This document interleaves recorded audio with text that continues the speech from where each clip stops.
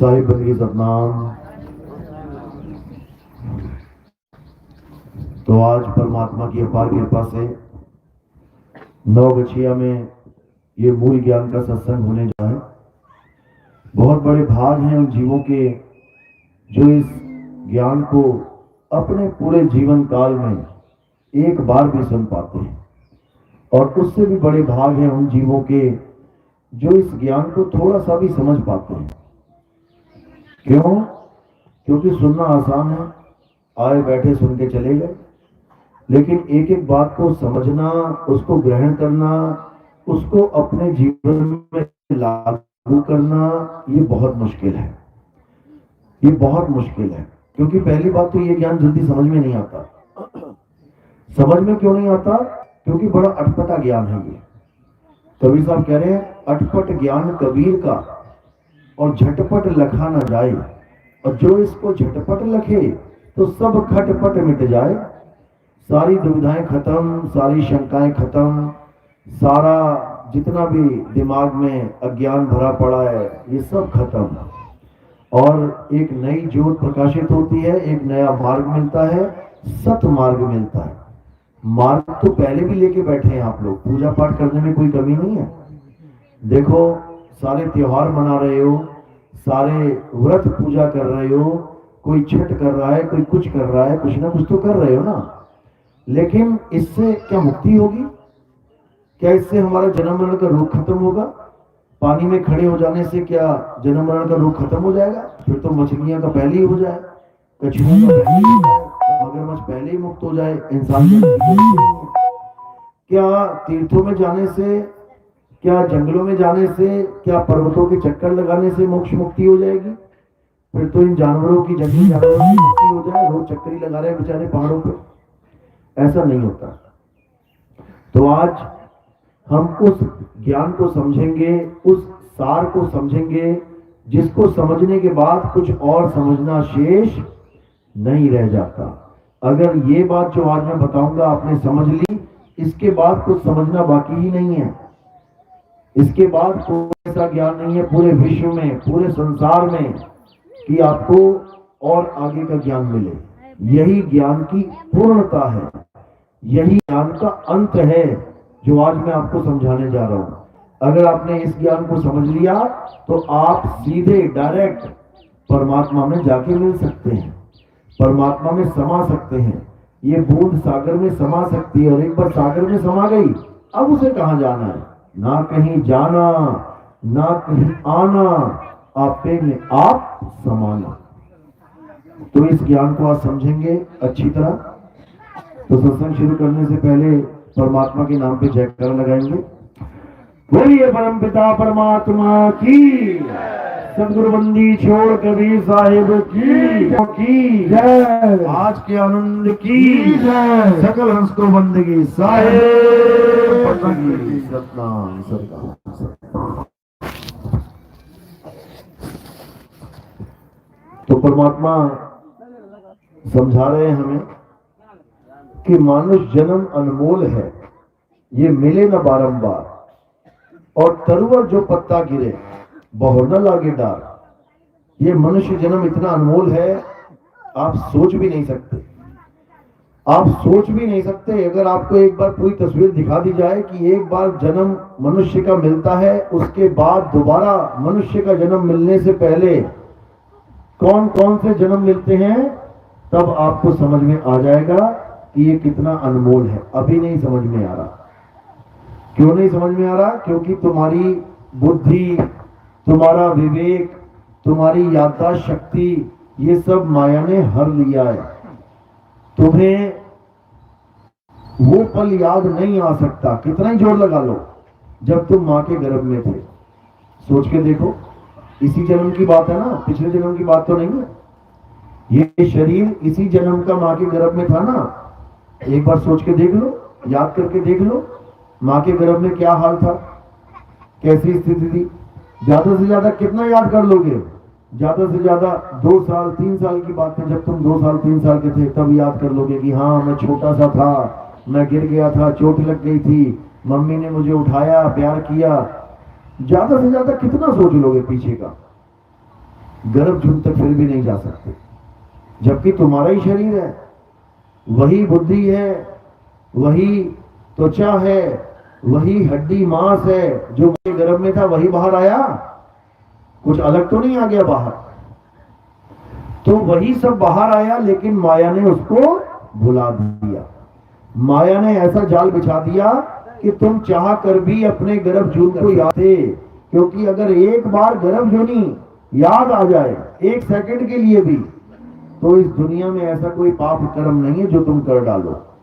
अगर तुम कोई पाप कर रहे हो तो इसलिए क्योंकि तुम्हें पता ही नहीं है कि गर्भजून में तुम्हारी हालत क्या थी। आज तुम अपने आप को बड़ा आदमी समझते हो, केवल इसलिए तुम्हें नहीं पता कि तुम्हें फिर गर्भजून में डाल दिया जाएगा। ये तुम्हारी प्रॉपर्टी है, तुम्हारी दुकान मकान तुम्हारे खेत खलिहान सब धरे के धरे रह जाएंगे, और तुम्हें उठा के चार लोग उठा के आग के ऊपर रख देंगे, मर जाओगे, जल जाओगे। क्या लेके गए? कुछ भी नहीं। और जो लेके नहीं गए उसके लिए पूरा जीवन लगा दिया, भागते रहे, दौड़ते रहे, लूट खसूट करते रहे, एक दूसरे को धोखा देते रहे, अपने भाई भाई को धोखा देते रहे, उसकी जमीन मैं हड़प लूं, ये कर लूं, वो कर लूं, चोरियां करते रहे, इसका पैसा मेरे पास आ जाए, मेरा बैंक बैलेंस बन जाए, वहीं छोड़ के चले गए सारा बैंक बैलेंस। कहने का मतलब माया ने ऐसी दौड़ लगाई, माया ने ऐसा जाल बुना कि ये जीव समझ ही नहीं पाया कि मैं इस दुनिया में आया क्यों था, मैं इस दुनिया में क्या करने आया था, ये समझ ही नहीं पाया। और पता नहीं क्या क्या करके वापस बेरंग लिफाफे की तरह वापस चला गया, खाली हाथ, कुछ लेके नहीं गया। देख लेना, कोई सोने की बाली ले जाती हो माता जी, कोई सोने का कंगन साथ ले जाती हो, कोई नाक की नथनी साथ ले जाती हो सोने की, लेकिन सारी उम्र इसी के पीछे लड़ते रहे, इसी के पीछे झगड़े होते रहे। एक भी पैसा आप ले नहीं जा सकते और सारी उम्र पैसा पैसा करते रहे। ठीक है, जीवन जीने के लिए पैसा भी चाहिए, लेकिन किसी को धोखा दे के पैसा नहीं चाहिए। परमात्मा ने हमें दो हाथ दिए हैं, दो पैर दिए हैं, मेहनत करने के लिए पूरा शरीर दिया है, धोखा देने के लिए शरीर नहीं दिया। ये जो धोखा देना, एक दूसरे को, एक दूसरे की जमीनें हड़प लेना, ये सब कर्म बनता है, बहुत जबरदस्त कर्म बनता है। कुरान में तो ये लिखा गया, अगर तुम किसी का हक मार लेते हो ना, किसी की जमीन पे कब्जा कर लिया, झूठा केस लगा दिया, बेचारे को केस तुमने नकली सबूतों के द्वारा जीत भी लिया, नकली डॉक्यूमेंट बना लिए, गरीब को परेशान कर दिया, कहते हैं परमात्मा भी माफ नहीं कर सकता, खुदा भी माफ नहीं कर सकता इस गुनाह को। समझ लो, कौन माफ कर सकता है?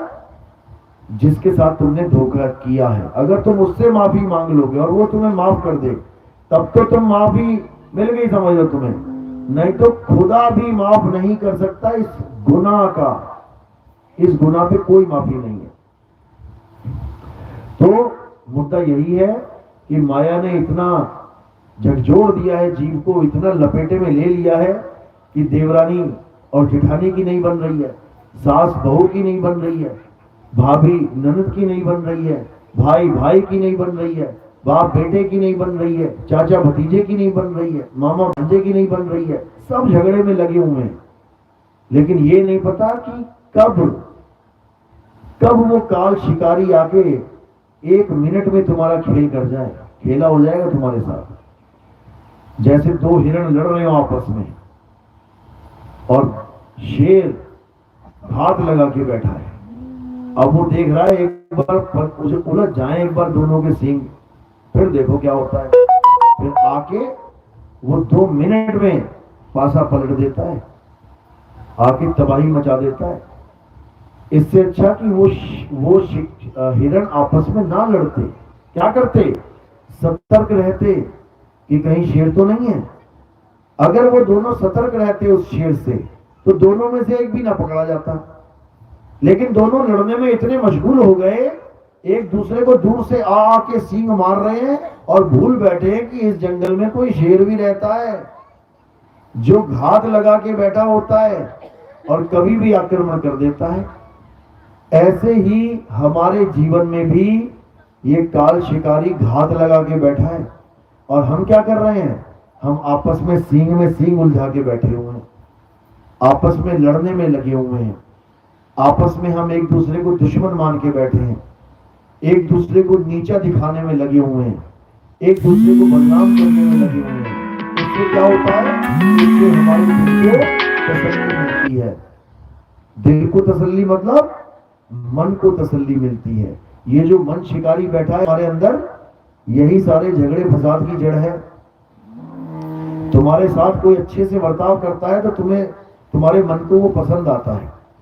कोई तुम्हारे मन को अच्छा लगा तो वो तुम्हारा मन पसंद बन गया, और किसी ने तुम्हारे मन को ठेस लगा दी, वो तुम्हारे मन का दुश्मन बन गया। तो दोस्त और दुश्मन किसके हैं? मन के हैं, तुम्हारे नहीं है। ना तुम्हारा कोई दोस्त है, ना तुम्हारा कोई दुश्मन है। अगर कोई दोस्त है तो मन का दोस्त है, अगर कोई दुश्मन है तो इस मन का दुश्मन है। हमारा कोई दोस्त और दुश्मन नहीं है। साहिब समझा रहे हैं। कबीर खड़े बाजार में सबकी चाहे खैर, और ना काहू से दोस्ती ना काहू से बैर। ये दोस्ती और बैर करना हमारा काम ही नहीं है। हम इस दुनिया में क्यों आए हैं? मुक्ति प्राप्त करने के लिए। बार बार जन्म मरण में चक्कर काट रहे हैं, उससे बचने के लिए। हिरण हिरण का दुश्मन नहीं है, वो बन बैठा है, और उसी के चक्कर में शेर के हाथों मारा जा रहा है। नहीं तो हिरण इतनी तेज भागता है कि शेर चाहकर भी नहीं उसको पकड़ सकता। अगर घात ना लगा के बैठा हो तो, छुपके ना बैठा हो तो। लेकिन अज्ञानता में दो हिरण आपस में लड़ते रहते हैं, और शेर अपना घात लगा के शिकार करता रहता है। तो अब इस माया के खेल को समझ जाना है। अब किसी से बैर नहीं रखना है, किसी से कोई झगड़ा नहीं रखना है। अगर कभी किसी का झगड़ा हो भी गया आपस में, कोई खेत का झगड़ा, कोई खेत में पानी लगाने का झगड़ा, कोई सास बहू का झगड़ा, कोई देवर देवरानी का झगड़ा, किसी के साथ भी झगड़ा हुआ है, उसके पास जाओ और सीधे डायरेक्ट बोलो कि भाई मेरा आज से तुम्हारा कोई झगड़ा नहीं है। अगर मुझसे कोई गलती हो गई तो मुझे माफ कर दो, मैं तुमसे दुश्मनी नहीं रखना चाहता। क्यों? किसका फायदा होगा इसमें? अगर हम माफी मांग ले जाके कि भाई भले मेरी गलती ना भी हो तब भी मैं माफी मांगने आया हूं, तो इसमें किसका फायदा होगा? मानो इसमें तुम्हारा ही फायदा होगा। कैसे होगा? नानक साहब समझा रहे हैं। जब लग जानू मैं हूं करता, तब लग गर्भ जून में फिरता। जब लग जानू बैरी मीत, तब लग नीचल ना ही जीत। कह रहे हैं जब लग जानू मैं हूं करता, यानी जब तक तुम अपने आप को कर्ता मान के बैठोगे कि इस संसार में जो हो रहा है उसमें मैं भी शामिल हूं, मैं भी करता हूं, मैं बच्चे पाल रहा हूं, मैं खेतीबाड़ी कर रहा हूं, मैं ये कर रहा हूं, मैं वो कर रहा हूं, मैं गांव का प्रधान हूं, मैं सरपंच हूं, मैं जिले का डीएम हूं, मैं जिले का एमएलए हूं, कुछ भी मान के रख लो। अगर तुम अपने आप को कर्ता मानोगे तो तुम्हें भोक्ता भी बनना पड़ेगा। जब लग जानू मैं हूं करता, तब लग गर्भ जून में फिरता। यानी पहले तो ये समझ लो कि तुम कुछ करते नहीं हो, तुम कुछ कर ही नहीं सकते। क्यों? क्योंकि तुम शरीर नहीं हो। ये सारे काम कौन कर रहा है?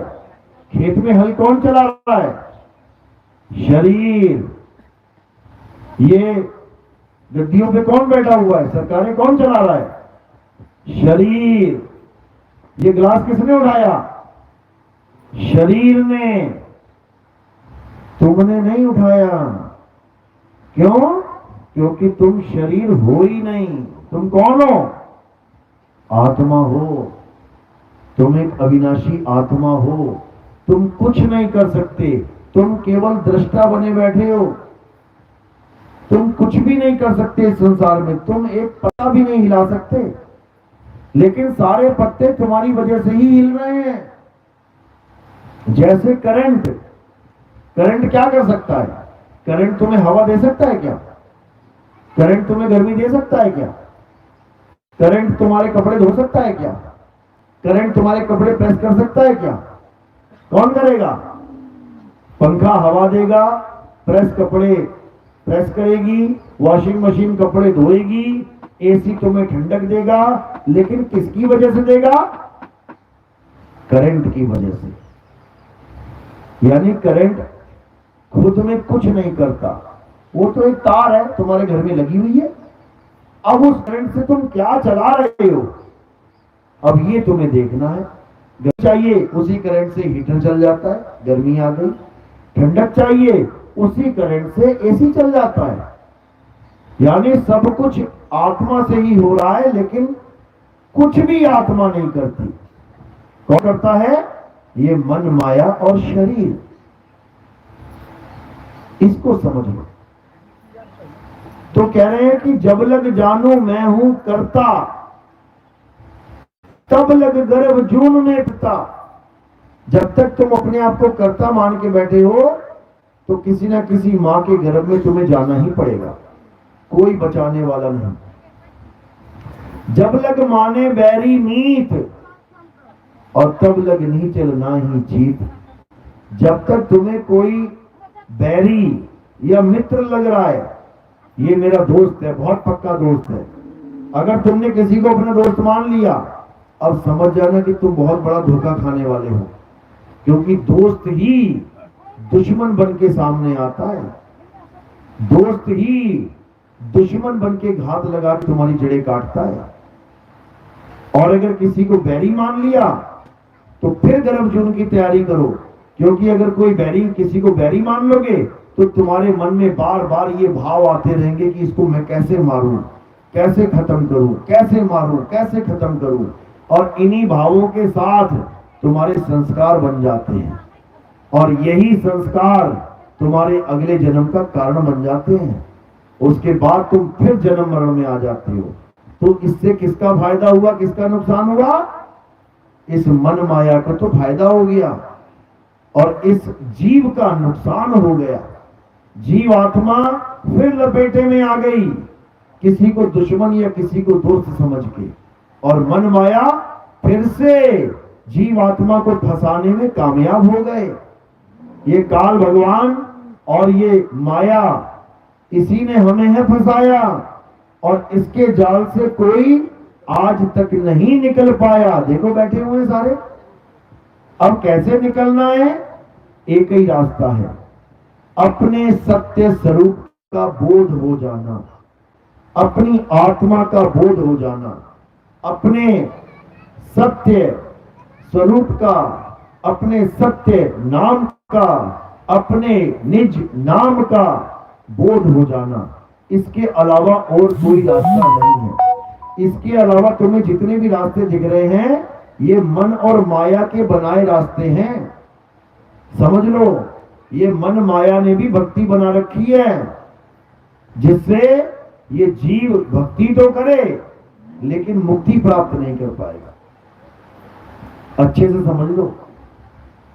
नकली कंपनियों ने, नकली दवाइयों की कंपनियों ने गोलियां बना रखी हैं, उसको अच्छे से पैकिंग भी करवा रखी है, और मार्केट में भी चला रखी है, और खिला भी रखी है, खा भी रहे हैं लोग। तो नकली गोली खाते रहोगे सारी उम्र, नकली दवा सारी उम्र खाते रहोगे, तो रोग ठीक हो जाएगा क्या? बल्कि दो रोग लग जाएंगे। टेल्कम पाउडर खिला दिया लोगों को, जो पाउडर तुम लगाते हो चेहरे पे, उसकी गोलियां बना बना के 200 रुपए की एक गोली खिला दी लोगों को। अब पाउडर खाओगे चेहरे पे लगाने वाला, तो कैंसर नहीं होगा तो क्या होगा?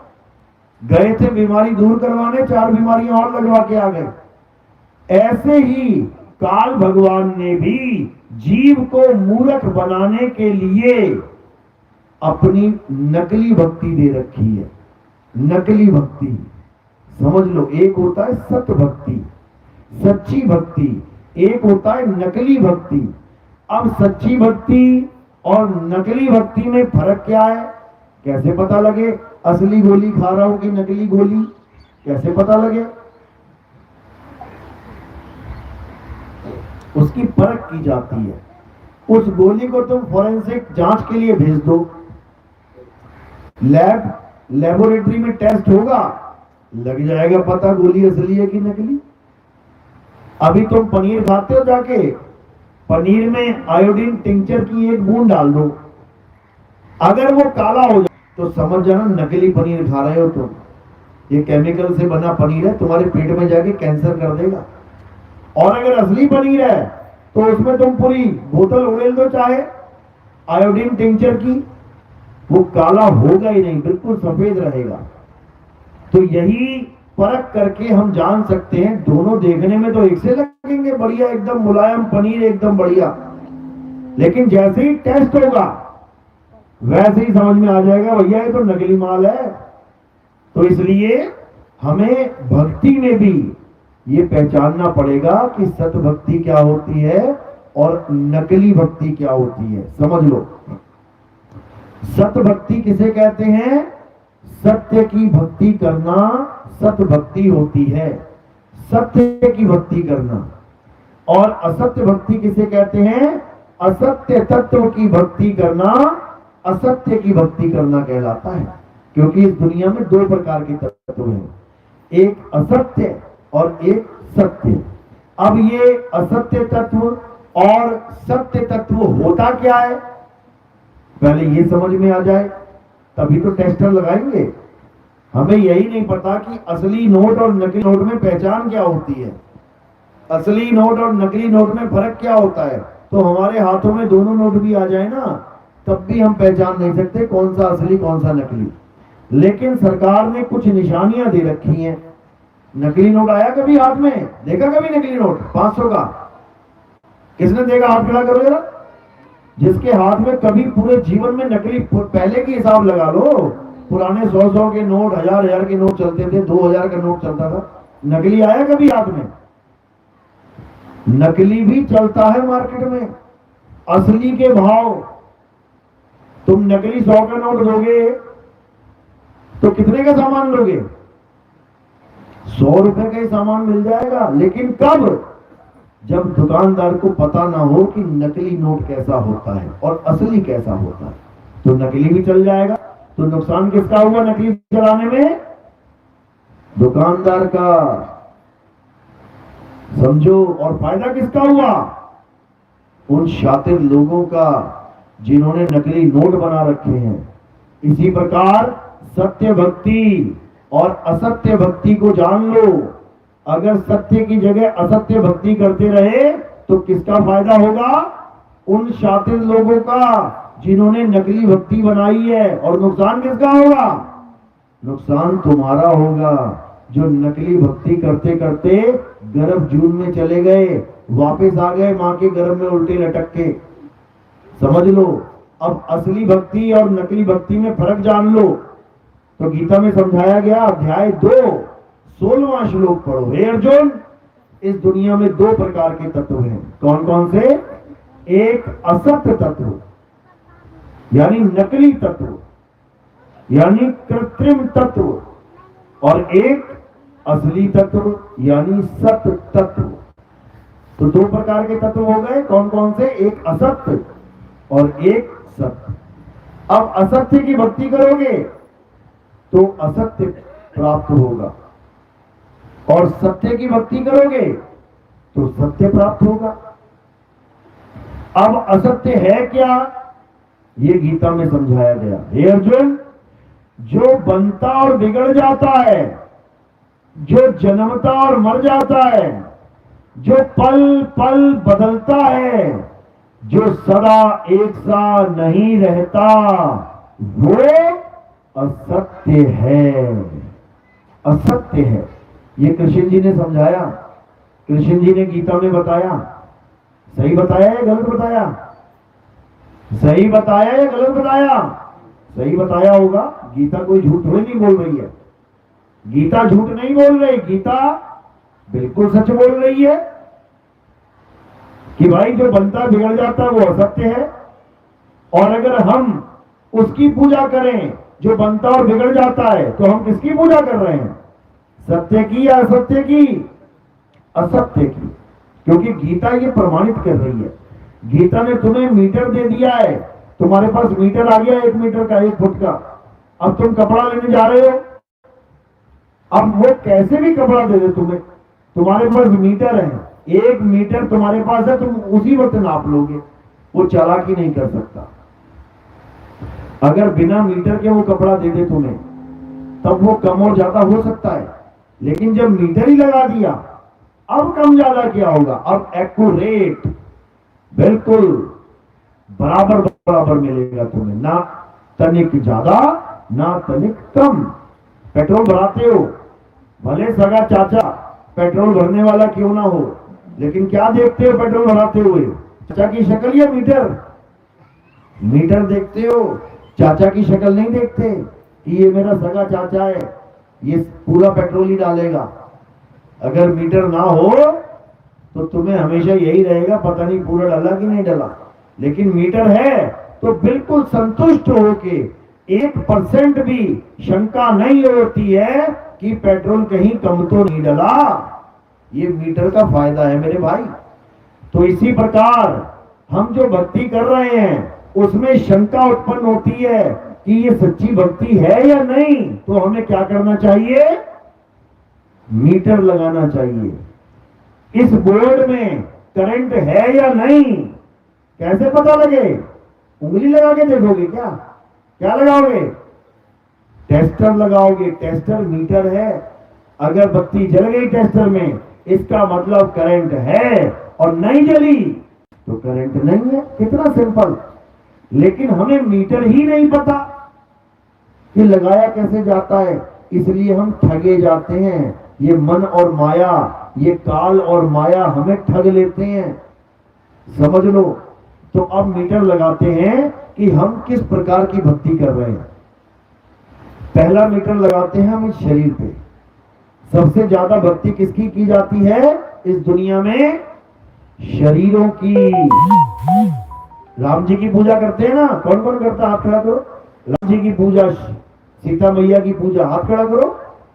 नहीं करता कोई भी, सब नास्तिक बैठ गए हैं। अरे कोई तो मंदिर जाता होगा, कोई भी नहीं जाता।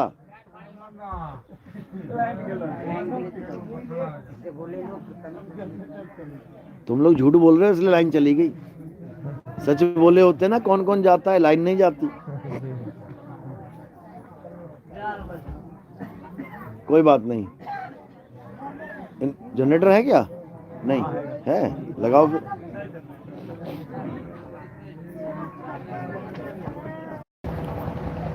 साहिब बन गई। तो कृष्ण क्या समझा रहे हैं कि जो जन्मता और मर जाता है वो असत्य है। तो सबसे बड़ा असत्य इस दुनिया में जो वो कौन है? वो शरीर है। शरीर ही जन्मता और मरता है। शरीर 5 तत्वों का बना है।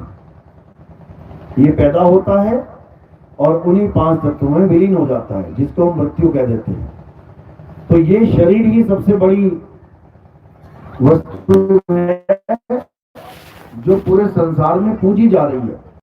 जैसे राम जी का शरीर, हनुमान जी का शरीर, शंकर जी का शरीर, माता शेरावाली का शरीर, गुरुओं का शरीर, महान पुरुषों का शरीर, देवी देवताओं का शरीर, ऋषि मुनियों का शरीर, सब शरीर पूजने में ही लगे हुए हैं। यहां तक कि जानवरों का शरीर पूजा जाता है। जानवरों में किसका शरीर पूजा जाता है? गाय माता का शरीर, नंदी का शरीर, आप देखोगे चूहों का शरीर। लोग गए गणेश जी की मूर्ति में भोग लगाया और नीचे चूहा बैठा, उसके भी मुंह में चिपका दिया लड्डू। समझो, शंकर जी के भोग लगाया, गले में सांप है, सांप के भी मुंह में लड्डू चिपका दिया। सांप लड्डू खाता है क्या? और हाल ये है कि पत्थर की मूर्ति में लड्डू लगा रहे हैं। पत्थर का चूहा है, उसके मुंह में लड्डू लगा रहे हैं, और जो असली चूहा है घर में, उसके लड्डू में जहर मिला के दे रहे हैं कि मर जाए। नकली सांप यानी पत्थर के सांप में लड्डू चिपका रहे हैं, और जब असली सांप घर में आता है तो लठ बजा रहे हैं, फिर उसकी घोपड़ी फोड़ रहे हैं, उसका कुचुमड़ निकाल दे रहे हैं। नंदी के कान में, पत्थर के नंदी के कान में अपनी ख्वाहिशें बता रहे हैं, और जब असली नंदी तुम्हारे खेत में गेहूं खाने लग जाए तो उसके पिछवाड़े पे लठ बजा रहे हैं। मार मार के डंडे भगा रहे हैं। तो कहने का मतलब ये भारत देश है भाई, यहाँ पत्थरों को तो भगवान मान के पूज लिया जाता है, लेकिन जब असली चीज आ जाती है तो उसको जहर दे के मार दिया जाता है, लट्ठों से उसको मारा जाता है, डंडों से पीट पीट के घायल कर दिया जाता है। तो ऐसे शरीरों की पूजा करना जो जन्म और मरण के अंतर्गत आ जाते हैं, वो सत्य है या असत्य है? असत्य है, वो असत्य है। यानी शरीरों की पूजा करना असत्य है। असत्य तत्व की पूजा करना सत्य भक्ति नहीं है। अब आगे बढ़ते हैं। शायद पत्थर के देवी देवताओं को पूजना सत्य हो जाए, तो क्या लगता है, सत्य है कि असत्य है? कहते हैं जो पल पल बदले, जो सदा एक सा ना रहे, जो खंडित हो जाए, वो असत्य है। आप देखोगे कोई भी मूर्ति है 50 फुट की क्यों ना हो, रोज एक आदमी उसको बना रहा है, एक एक फुट रोज बनाता जा रहा है, रोज रोज रोज रोज बदल रही है। 50 दिन में पूरी हुई, 50 फोटो खींच लो, हर फोटो पे आपको दिखेगा कि अलग अलग अलग आकार में वो मूर्ति खड़ी हो रही है। इसका मतलब असत्य है, ये असत्य है। असत्य की पूजा करोगे, असत्य ही प्राप्त होगा। ये मंदिर, मस्जिद, गुरुद्वारे, चर्च आप देखो जब बनते हैं तो कैसे बनते हैं, पहले दिन नींव खोदी जाती है, फोटो खींच लो तो खुदी हुई नींव की फोटो आएगी, उसके बाद नींव भरी जाएगी, फोटो खींच लो, उसके बाद 1 फुट 2 फुट 4 फुट 10 फुट पूरा भव्य मंदिर बन जाएगा। रोज फोटो खींच लेना और मैचिंग कर लेना। रोज बदल रहा है कि नहीं? रोज अलग अलग फोटो आएगी आपके सामने, यानी रोज बदल रहा है। इसका मतलब इंसानों के द्वारा बनाई हुई चीज है, असत्य है। जो बदल रहा है वो असत्य है।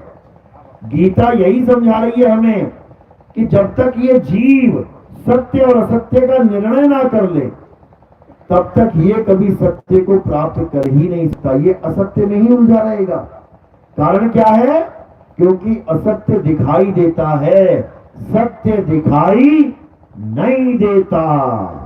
सबसे बड़ा कारण यही है।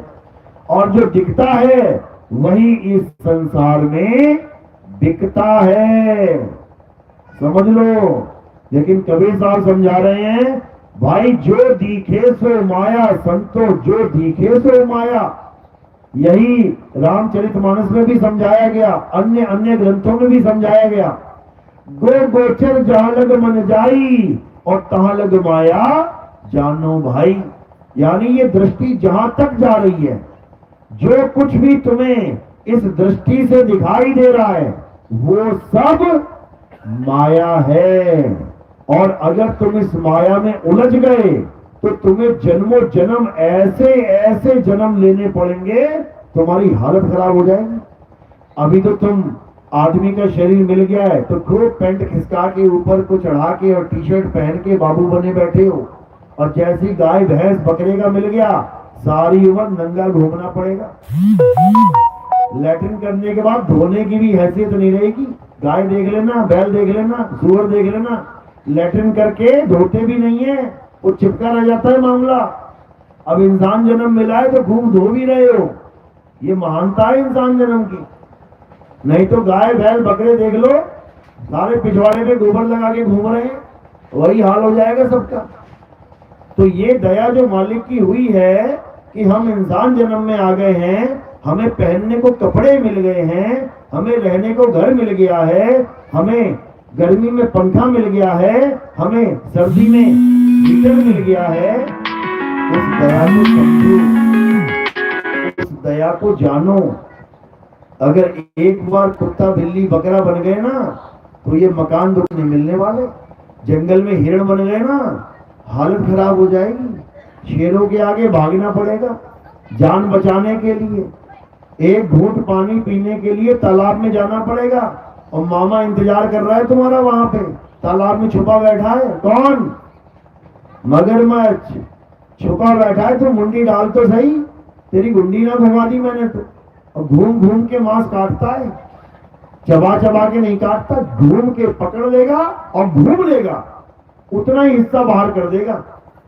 हालत खराब हो जाएगी तुम्हारी। टीवी देख लो एक बार, डिस्कवरी चैनल देख लो, जितने भी शेर शिकार कर रहे हैं ये देख लो चैनल एक बार, नेशनल जियोग्राफिक चैनल देख लो, पता लग जाएगा तुम्हें कि आने वाला जीवन तुम्हारा कैसा है। भविष्य देखने जाते ना, बाबा जी मेरा भविष्य देख के बता दो, मेरे साथ क्या होने वाला है। अरे तू 84 में जाने वाला है, तू 84 में जाने वाला है, तेरी हालत पतली होने वाली है। ये 5 साल 10 साल 20 साल जी के तू कहां जाएगा? तू 84 में चला जाएगा, तेरी हालत खराब हो जाएगी। इस जन्म को छोड़, अगले जन्म की सोच। ये जन्म तो मिल गया इंसान का, रोते धोते कैसे भी निकल जाएगा, लेकिन जो अगले जन्म मिलने वाले हैं ये बहुत खतरनाक हैं, ये बहुत खतरनाक है। देखो हिरण्य ने बच्चा पैदा किया, बच्चा पैदा करते ही एकदम शेर सामने खड़ा हो गया। अब बच्चे को प्यार करे कि अपनी जान बचाए? बच्चे को छोड़ के भाग रही है। सोचो तुम्हारे बच्चा पैदा हुआ और एकदम कोई आ गया उसका गर्दन काटने के लिए, क्या करोगे तुम? शुक्र मनाओ तुम इंसान हो, तुम्हारे बच्चे को कोई हाथ नहीं लगा सकता, तुम लड्डू बांटते हो, थालियां बजाते हो। जब तुम हिरण बन गए ना और बच्चा पैदा किया, तुम्हारी हालत खराब हो जाएगी। जब शेर सामने आ जाएगा तो ये सब तुम्हारे साथ होगा। इसलिए क्या करना है? इस काल जाल से बचना है। कबीर साहब समझा रहे हैं, अरे काल जाल से बचना चाहो तो चीनो शब्द हमारा, और कहें कबीर अमर कर राखूं जो निज हुए हमारा। कहते हैं मेरा शब्द जो छीन लेगा, असली नाम जो छीन लेगा, सत्य नाम को जो छीन लेगा, कहते हैं वो मेरा हो जाएगा, उसको जन्म मरण में आने की जरूरत नहीं पड़ती। लेकिन वो सच्चा नाम है क्या? ये काल भगवान और माया ने झूठे नाम चला रखे हैं दुनिया में, ताकि लोगों को झूठे नाम से जोड़ के 84 में ठोका जाए, 84 में डाल दिया जाए। अब ये झूठे नाम क्या हैं? समझ लो, गीता क्या कहती है? कृष्ण जी कहते हैं कि जो पल पल बदल रहा है वो माया है। अब नाम पे आ जाते हैं। शरीर भी देख लिए झूठे हैं, मूर्तियां भी देख ली झूठी हैं, मंदिर मस्जिद गुरुद्वारे भी देख लिए जो पल पल बदल रहे हैं गीता के अनुसार, वो भी सत्य नहीं है। अब नाम पे आ जाते हैं कि जो नाम हम जप रहे हैं क्या वो सच्चा है? तो कृष्ण जी क्या कहते हैं कि जो पल पल बदल जाए वो सच नहीं है। अब कोई भी नाम ले लो, किसी भी भगवान का नाम ले लो, किसी भी अल्लाह वाहिगुरु गॉड का नाम ले लो और देखो बदल रहा है कि नहीं। लगाओ मीटर, लगाओ मीटर। हम कबीर पंथी हैं, कबीर साहब का नाम ले लेते हैं, देखो कबीर, बदला कि नहीं? बदला कि नहीं? का से भी हो गया और बी से रा हो गया, आवाज बदली कि नहीं? इसका मतलब ये नाम नकली है। अब अगर तुम कभी कबीर जपोगे, कबीर कबीर कबीर कबीर, इसका मतलब तुम नकली भक्ति कर रहे हो, नकली नाम की भक्ति कर रहे हो, नकली शब्द की भक्ति कर रहे हो। क्योंकि असली शब्द कभी बदलता नहीं है, उसकी ये पहचान है। अब कोई भी नाम ले लो तुम अपने मुंह से, जिसकी भी तुम पूजा कर रहे हो, जिसका भी तुम नाम जप रहे हो, जिसका भी नाम तुम्हें लगता है कि सच है, ले लो नाम। अगर बदल गया तो इसका मतलब सत्य नहीं है, नहीं है। वाहेगुरु ले लो, वाहे गुरु बदल गया ना। राम ले लो, राम बदल गया ना। अल्लाह ले लो, अल्लाह बदल गया ना। गॉड ले लो, गॉड बदल गया ना। ये जितना भी बदल रहा है मामला, ये सब नकली है। तो असली क्या है? अब कृष्ण जी क्या समझा रहे हैं गीता में? अध्याय 2 और पढ़ो आगे जितने श्लोक हैं, 16, 17, 18, 19, 20, 21, जितने भी हैं पढ़ो, तुम्हें सत्य की परिभाषा पता लगेगी। उन श्लोकों में यही बता रखा है जो मैं बता रहा हूं कि सत्य क्या है और असत्य क्या है। तो असत्य समझ में आ गया कि क्या है? जो बदले वो असत्य है, वो झूठा है। जैसे कोई आदमी है तुम्हारे साथ गवाही के लिए खड़ा है, उसने एक बार गवाही दे दी तुम्हारे पक्ष में, लेकिन क्या हुआ? अगले दिन कुछ लोगों ने उसे पैसा दे दिया। अब वो क्या किया? उसने गवाही बदल दी, और जैसे ही उसने गवाही बदल दी, अब वो आदमी सच्चा रहा कि झूठा हो गया? झूठा हो गया। जो बदले सो झूठ है। तुम भी कहते हो, कल तू कह रहा था ये है, आज तू कह रहा है ये है, तू झूठ बोल रहा है। सत्य क्या है? जो कल भी था, आज भी वही है, और जो हमेशा वही रहेगा, उसे सत्य कहते हैं। सत्य कहते हैं। तो यानी कि कृष्ण जी हमें समझा रहे हैं कि जो चीज बदल जाती है मेरे बच्चे, वो असत्य है। तो अब क्या करना है? धर्म अधर्म युद्ध हो तो क्या करना है? अधर्म को त्यागना है और धर्म को ग्रहण करना है। सत्य असत्य युद्ध हो तो क्या करना है? असत्य को त्यागना है और सत्य को धारण करना है। तभी हम सत्यवादी बन पाएंगे, तभी हम सत्य संगी बन पाएंगे, तभी हम सत्य आत्मा बन पाएंगे। अभी तो पता नहीं कैसे बने बैठे हम, दुरात्मा, नीच आत्मा, पापात्मा। अभी हम सत्यात्मा बनेंगे, परमात्मा बनेंगे जब हमें गुरु मिल जाएगा। तो गुरु क्या करेगा? गुरु सत्य व सत्य का निर्णय करवाएगा, असत्य को छुड़वाएगा और सत्य को धारण करवाएगा। यानी असत्य को छुड़वाएगा। ये जितनी पूजा पाठ हवन यज्ञ कुछ भी दिख रहा है तुम्हें, ये सारे तीर्थ मूर्त, ये सारे व्रत उपवास, ये सब असत्य है। ये सब शरीरों का खेल है। शरीर है तो उपवास है, शरीर है तो पूजा पाठ है, शरीर है तो हवन यज्ञ है, शरीर है तो तीर्थ मूर्त है, शरीर है तो नदियों में स्नान है, शरीर है तो पहाड़ों की परिक्रमा है, शरीर है तो ये वेद पुराण उपनिषद पढ़ते रहे। शरीर ही नहीं है तो क्या है? शरीर नहीं है तो क्या है? आत्मा है। भले शरीर सारे खत्म हो जाएं, कौन रहेगी सदा? आत्मा रहेगी, क्योंकि आत्मा का कभी जन्म और मरण नहीं होता।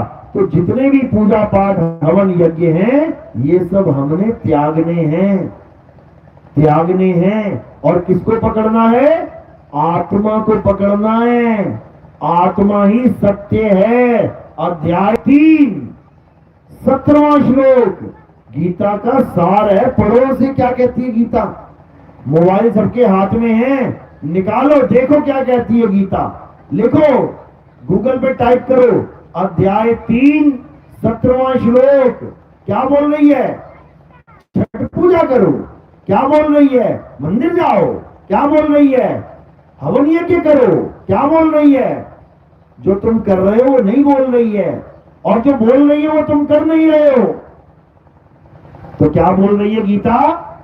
अध्याय 3 17वां श्लोक। हे अर्जुन, जो अपनी आत्मा में रमण करते हैं, जो अपनी आत्मा में तृप्त हैं, जो अपनी आत्मा में संतुष्ट हैं, उनके लिए कोई धार्मिक कर्म कर्तव्य लागू ही नहीं होता।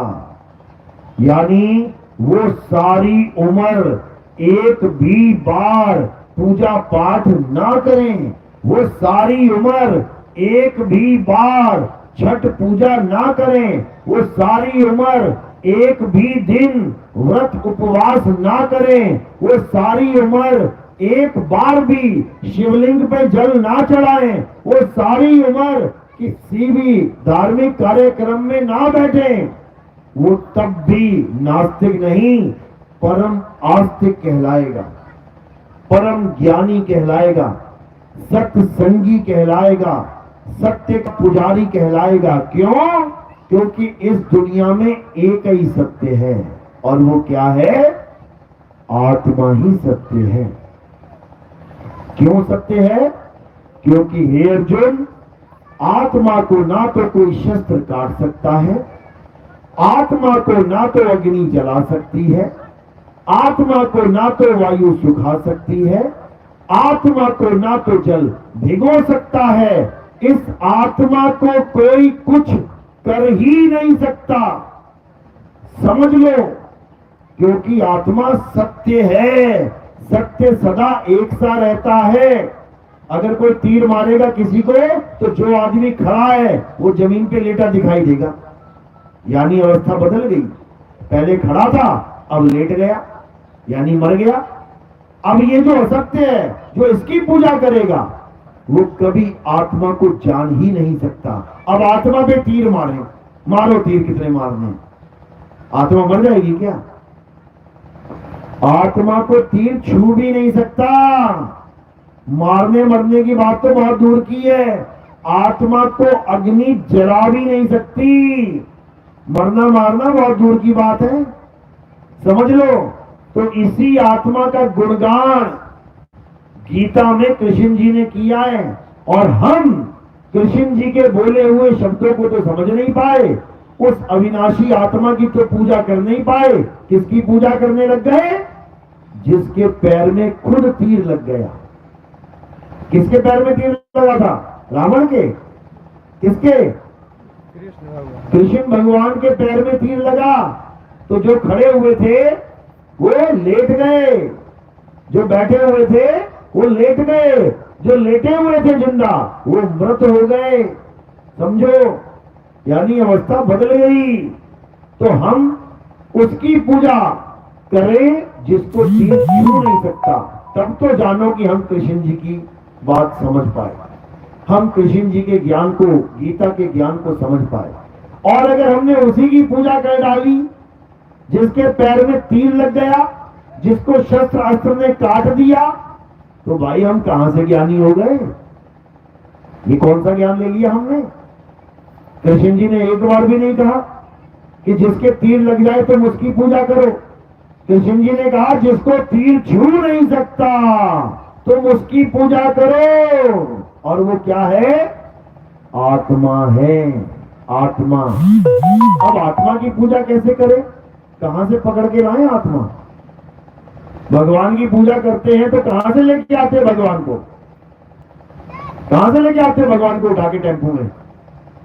ये मूर्तियां आती हैं मंदिरों में बड़ी बड़ी, कहां से आती हैं? टेम्पो में भर भर के लाते हैं भगवान को, टेढ़ा मेढ़ा करते हुए, बांध बांध के रस्सियों से कहीं गिर ना जाए, टूट ना जाए भगवान। ऑर्डर दे के बनवाते हैं भगवान को, भैया भगवान बनाना। कैसा भगवान बनाना है बेटा? कितने सिर चाहिए भगवान के? 2 सिर बना देना बेटा, 4 बनवा लो, बढ़िया लगेगा। ठीक है, 4 बना देना। कितने हाथ बनाने हैं भगवान के? बाबा जी 2 बना देना बेटा, 4 बनवा लो, अच्छा लगेगा। हाँ हाँ, 4 बना देना। कितने पैर बनाने हैं? पैर तो 2 ही ठीक है। ठीक है, कितने का हो गया? 50। अरे नहीं भैया, 40 है मेरे पास। ठीक है भैया, कोई बात नहीं, ना तेरा ना मेरा, 45,000 में भगवान ले लेना। तो तुम 45,000 का भगवान लेके आ गए। सोचो, तुम 45,000 में भगवान लेके आ गए डिस्काउंट पे। 5,000 डिस्काउंट वाला भगवान है ये। समझो, भगवान ला रहे हो कि कपड़ा लेके आ रहे हो? भगवान ला रहे हो कि चूड़ियां लेके आ रहे हो डिस्काउंट में? भगवान ला रहे हो कि झाड़ू पोछा लेके आ रहे हो दुकान से सस्ते में? 20 रुपए का झाड़ू है, नहीं भैया मैं तो 15 दूंगा, चल ले जा। ये हाल तुमने भगवान का बना दिया। तो ऐसा कोई भगवान नहीं होता जो पैसा ले और दे के बिके और खरीद हो जाए। भगवान बिकता और खरीदता है क्या? भगवान खरीदा जाता है क्या? तुम सारे उसी भगवान की पूजा कर रहे हो जो खरीद खरीद के लाए गए हैं, और तब तक पूजा कर रहे हो जब तक उसकी कोई उंगली का नाखून या उसके कोई सिर के बाल का एक टुकड़ा या उसकी तलवार का थोड़ा सा टुकड़ा नहीं टूट गया। जैसे ही वो टुकड़ा टूट गया ना, उसी भगवान को पंडित जी कहां फेंक देता है? नदी के किनारे, गया 50,000 पानी में, समझ लो। तो ऐसे भगवान की पूजा पे निषेध है गीता में। हे अर्जुन, जो खंडित भगवानों की पूजा करते हैं, वहां तो देवता लिखा हुआ है, देवता, जीवित देवता, जीवित देवता की भी पूजा गीता में खंडित की गई है। जीते जी कृष्ण जी ने देवताओं की पूजा करना मना कर दिया था, गोकुल वासियों को मना कर दिया था। कोई भी हवन यज्ञ, कोई भी पूजा पाठ, कोई भी तीर्थ व्रत अब नहीं करेगा, कोई नहीं करेगा। फिर क्या हुआ? फिर देवताओं को गुस्सा आ गया, बोले अच्छा, सतयुग, द्वापर, त्रेता, ये सारे युगों में देवी देवताओं की पूजा होती है, आज सब पूजा छोड़ रहे हैं, ये तो बहुत बड़ा अनर्थ होने जा रहा है। और कौन करवा रहा है ये अनर्थ? कृष्ण जी। कृष्ण जी कह रहे हैं जो देवी देवताओं की पूजा करेगा वो हमारे साथ नहीं है, हम उसके कुछ नहीं लगते। तो सबने कृष्ण जी की बात मानी, देवताओं की पूजा छोड़ दी। अब जब देवताओं की पूजा छोड़ी तो सारे देवी देवता आ गए, इंद्र भी आ गए गुस्सा होके। क्या करने लगा? बारिश करने लगा, कहता है इन सबको डुबो के मारूंगा। सोचो, जिस स्वर्ग में तुम जाना चाहते हो वहां का राजा कौन है? स्वर्ग का राजा कौन है? इंद्र ही है। जहां तुमने अपने बाप दादा, परदादा, लकड़दादा, अकड़दादा सारे भेज दिए, समझ लो, वो सारे भेज दिए तुमने। मेरे पिता का स्वर्गवास हो गया, कहां पहुंच गया? इंद्र के दरबार में पहुंच गया। वो स्वर्ग का राजा है इंद्र, जिसकी पूजा करने के लिए मना किया जा रहा है। कृष्ण जी मना कर रहे हैं, फिर वो तुम्हें मारने आ रहा है, तुम्हें डुबोने आ रहा है। लेकिन कृष्ण जी ने कहा बच्चा घबराने की जरूरत नहीं, मैं तेरे साथ हूं। तो उसने क्या किया? उन्होंने पूरा पर्वत उठा के एक उंगली पे खड़ा कर दिया और सब लोगों ने पर्वत के नीचे आके अपनी जान बचाई। तो जान का दुश्मन कौन है? राक्षस की देवता? अरे बोलो भी कुछ। देवता, देवता जिसकी तुम पूजा कर रहे हो वो तुम्हारी जान का दुश्मन बना हुआ था, समझ लो। और देवताओं की पूजा छुड़वाने वाला कोई मुल्ला नसरुद्दीन नहीं था कि तुम कहो नहीं ये तो मुसलमान था तो कह रहा है कि देवताओं की पूजा मत करो। कृष्ण भगवान थे, कृष्ण भगवान जो सारी सृष्टि को एक उंगली पे उठा सकते हैं, वो मना कर रहे हैं देवी देवता छोड़ दो और क्या करो? आत्मा का ज्ञान प्राप्त करो। हे अर्जुन, जो आत्म ज्ञानी हो जाते हैं, जो आत्मा को जान लेते हैं, जो आत्मा को पहचान लेते हैं, वही मेरे सबसे प्रिय शिष्य हैं, भगत हैं, मेरे अंश स्वरूप हैं।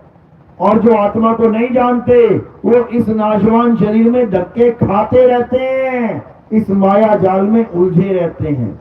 तो अब क्या करना है? अब किसी भी प्रकार की देवी देवता की पूजा नहीं करनी है। ये प्रण लेना है, प्रण, ये प्रण लेना है, समझे? जैसे तुमने प्रण ले रखा है कि मैं सारी उम्र जीऊंगा लेकिन कभी जहर नहीं खाऊंगा। जहर खाने की चीज है कि फेंकने की चीज है? जहर खाने की चीज है या फेंकने की चीज है? फेंकने की चीज है। अच्छा, जहर के साथ देख लेना, हमेशा यही लिखा गया, जहर खा लिया, खा लिया। खाने की चीजें तभी खा ली, जहर खाने की चीज है तभी तो खाई गई है। खाने की चीज ना होती तो कौन खाता? जहर भी खाने की ही चीज है, मुंह में ही जाता है, वो भी पेट में भी जाता है, फिर काम भी करता है बढ़िया वाला। लेकिन वो कोई नहीं खा रहा, क्यों? उससे मौत अभी दिखाई दे रही है, लेकिन देवी देवता नहीं छूट रहे। क्यों? क्योंकि वो मौत तक दिखाई नहीं दे रहे कि नुकसान क्या करवा रहे हैं हमारा। इसलिए तुम्हें लग रहा है कि फायदा हो रहा है, फायदा नहीं हो रहा है। देवी देवता पूज के तुम्हें इतना बड़ा नुकसान हो रहा है, वो कृष्ण जी जानते हैं। जो मना करवा रहे हैं कि देवी देवताओं की पूजा मत करो, वो कृष्ण जी समझा रहे हैं तुम्हें कि देवी देवताओं की पूजा मत करो। तो क्या करो? आत्मा को जानो। अब आत्मा को कैसे जानेंगे भाई? क्या तरीका है आत्मा को जानने का? वो पता लगे तभी तो जानेंगे। अरे अगर हमको छोड़ रहे हैं तो कुछ पकड़ाओ भी तो सही। अगर मेरी छोटी सी झोपड़ी और कोई कहता है तो इस झोपड़ी से निकल, छोड़ दे इसको, ये तो बेकार है बिल्कुल, तो भैया अगला घर भी तो बता, रहेंगे कहां? पता लगा तेरे कहने पे झोपड़ी भी छोड़ दी और फिर कोई मकान भी ना मिला तो मैं तो आ गया सड़क पे, मैं तो आ गया खुले आसमान के नीचे। तो अगर देवी देवता को छोड़ना है तो पकड़ना किसे है, वो भी तो समझ में आए। तो क्या कह रहे हैं कृष्ण जी? जो ज्ञान मैं तुम्हें समझा रहा हूं, आत्मा का ज्ञान जो मैं तुम्हें बता रहा हूं, ये ज्ञान को, इस सत्य वस्तु को प्राप्त करने के लिए तुम्हें क्या करना होगा? क्या बताया? अध्याय 4 34वां श्लोक पढ़ो।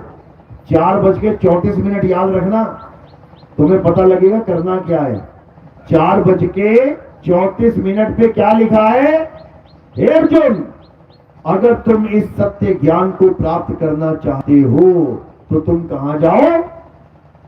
तुम ऐसे तत्वदर्शी संत की शरण में जाओ जिसने सत्य तत्व का अनुभव कर लिया है, जिसने आत्मा का ज्ञान प्राप्त कर लिया है, जो इस नश्वर संसार से अपने ध्यान को हटा चुका है, जो इस नश्वर संसार की किसी वस्तु से मोह भंग कर चुका है, वो सबसे अलग हो चुका है। क्यों? क्योंकि उसने सत्य को जान लिया। उसको पता है कि क्या सत्य है और क्या असत्य है। तो क्या करना है उसके पास जाके? हे अर्जुन, उनके पास जाकर तुम दंडवत प्रणाम कर, सेवा कर और छल कपट से रहित होकर उनसे ज्ञान की भीख मांगो, उनसे ज्ञान का दान मांगो, उनसे ज्ञान प्राप्त करो जाके कि आखिर सत्य होता क्या है, जिस सत्य की वजह से हमारी काया चल रही है। ये जो तुम्हारी काया चल रही है ना, तुम घर से यहां बैठे हो आके, किसकी वजह से? आत्मा की वजह से। ये नाशवान शरीर, ये पंच भौतिक शरीर किसकी वजह से चल रहा है? आत्मा की वजह से। आत्मा की वजह से। आत्मा का नाम सुना है ना सबने? सबने सुना है? अपनी अपनी आत्मा लेके आए साथ में। किसी घर तो नहीं रह गई कि बिस्तर पे रह गई हो तुम उठ के आ गए, कि चूल्हा चौका कर रहे हो, चाय बना रहे हो, जल्दी जल्दी सत्संग में जाना, सत्संग में जाना, आत्मा वहीं छूट गई, तुम आ गए। ऐसा तो नहीं हुआ ना? पक्का लेके आए हो? एक बार हाथ लगा के चेक करो जरा, है कि नहीं? चेक करो जरा, लगाओ उंगली। कैसे पता लगेगा आत्मा है कि नहीं? टेस्टर लगाओ, पता लगेगा बिजली है कि नहीं। तो यहां कैसे पता लगेगा आत्मा है कि नहीं? कैसे सिद्ध करोगे? ये तुम हंस रहे हो ना, ये जो तुम आंखें घुमा रहे हो, ये जो हिल रहे हो, ये सिद्ध करता है कि आत्मा तुम्हारे पास है। ये पंखा घूम रहा है ना, ये सिद्ध करता है कि करंट इसके पास है। और जब इसके पास करंट नहीं होगा, पता क्या होगा? ये घूम करता रुक जाएगा। ऐसे ही जब तुम्हारे पास आत्मा नहीं होगी ना इस शरीर के पास, तो बोलती बोलती बोलती बोलती टेढ़ी हो जाओगी। फिर कोई कहते अम्मा, अरे कुछ बोल दे। कुछ ना बोले अम्मा, अब कुछ ना बोले। क्यों? क्योंकि जो आत्मा थी उसने शरीर को छोड़ दिया। तो अम्मा को अम्मा कब तक कह रहे? अम्मा को घर में कब तक रख रखे थे? पिता को घर में कब तक रखा था? बेटे को घर में कब तक रखोगे?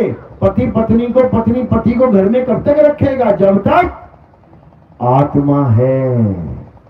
जैसी आत्मा ने शरीर को छोड़ दिया, कैसी अम्मा, कौन सी अम्मा, जलाओ इसको ले जाके जल्दी। कैसा पति, कौन सा पति, ले जाओ इसको, फूको। कौन सी पत्नी, कैसी पत्नी, छोड़ो इसको। कह लो महीना भर रख लेना। अरे भैया, अरे भैया, पक गई रात में तो भूत बन के, चुड़ैल बन के, कोई ना रखेगा तुम्हें साथ में। तुम्हें तब तक रखा जा रहा है, तब तक प्यार किया जा रहा है, तब तक खिलाया पिलाया जा रहा है, जब तक आत्मा तुम्हारे शरीर के साथ है। समझ लो, जैसे ही आत्मा ने शरीर को छोड़ा, तुम्हारी लीला खत्म। अब दूसरी लीला चालू हो जाएगी, यमराज वाली। आगे 4 लोग पकड़ने, उठा उठा के पटक पटक के लेके जाएंगे। सब याद आ जाएगा तुम्हें, सब समझ में आ जाएगा। मैं डीएसपी, मैं एसपी, मैं मंत्री, मैं संतरी, मैं डीएम, मैं नेता, मैं अभिनेता, सब समझ में आ जाएगा। जब भगा भगा के यमराजा अपना हिसाब किताब लेगा। समझ लो, कोई कुछ भी नहीं है, ये तो चंद समय के लिए तुम्हें नौकरियां मिली हैं। समाज सेवा का एक अवसर दे दिया भगवान ने। चलो तू डीएसपी बन जा, तू एसपी बन जा, तू जज बन जा, तू वकील बन जा, तू डॉक्टर बन जा, तू लोहार बन जा, तू सुनार बन जा, तू किसान बन जा, कुछ समय के लिए। उसके बाद आ जाओ बेटा सारे लाइन में, आ जाओ, सबको ठीक करते हैं। क्या पाप किया है, क्या पुण्य किया है, अब करते हैं हिसाब। वहां कोई ना पूछेगा तुमसे कि तुम जज थे, वहां ये पूछा जाएगा कि जज होके तूने कितना पैसा खाया ये बता। वहां ये कोई नहीं पूछेगा तू बहुत बड़ा नेता था, नेता होके तूने कितना पैसा डकाया ये बता। और उसके बाद जो सजा सुनाई जाएगी ना, तो हालत खराब हो जाएगी। इसलिए मेरे भाई, उस सत्य को जानो जिसको जानकर तुम इस जंजाल से निकल सकते हो। एक ही मौका है केवल, ये एक ही मौका है तुम्हारे पास। ये मौका गवा दिया तो 1,84,000 सामने खड़ी है। कितनी बार सांप बनोगे, कितनी बार बिच्छू बनोगे, कितनी बार बैल बनोगे, लगा के तुम्हारे ऊपर हल जोता जाएगा। कितनी बार गधा बनोगे, कुम्हार की मिट्टी ढोओगे, मार मार के डंडा ठीक कर देगा। घोड़ा बन गए ना तो पूरा दिन सरिया लाते घूमोगे, सीमेंट लाते घूमोगे, एक बार ना पूछा जाएगा थक तो नहीं गया। ऑर्डर आ गया ना 2000 का, ला दो और ला दो। घोड़े को नहीं पूछा जाएगा बेटा क्या हाल है तेरा, खींच पाएगा कि नहीं। पीछे से जब डंडे पड़ेंगे ना तो आगे से आंसू निकलेंगे। और ये सबके साथ होगा। और ये मत समझना कि हाँ लेडीज के साथ नहीं होगा। सबसे ज्यादा बकरियां मारी जाती हैं। कसाई जब गर्दन पे छुरी चलाएगा ना, वो ना देखेगा ये लेडीज है, वो तो धक्के से गर्दन काट के अलग कर देगा, निमियाती रह जाओगी। ये तो अभी थोड़ा सा सुख मिला हुआ है इंसानी जन्म में। कोई झापड़ मार देता है तो पूरा गांव इकट्ठा हो जाता है, कैसे मारा कैसे मारा। जब जंगल में 50 कुत्ते एक हिरण का शिकार करेंगे ना, नोच नोच के खाएंगे, कोई हिरण नहीं आएगा बचाने, कुत्तों से लड़ने की तूने क्यों मार दिया मेरी माँ को, मेरे भाई को। ये इंसान जन्म में फैसिलिटी मिली हुई है केवल। इसलिए सत्य को जानो, आत्मा को पहचानो। आत्मा से बड़ा सत्य इस संसार में कोई नहीं है। जितनी जल्दी जान लोगे उतना अच्छा होगा, नहीं तो 84 तैयार है।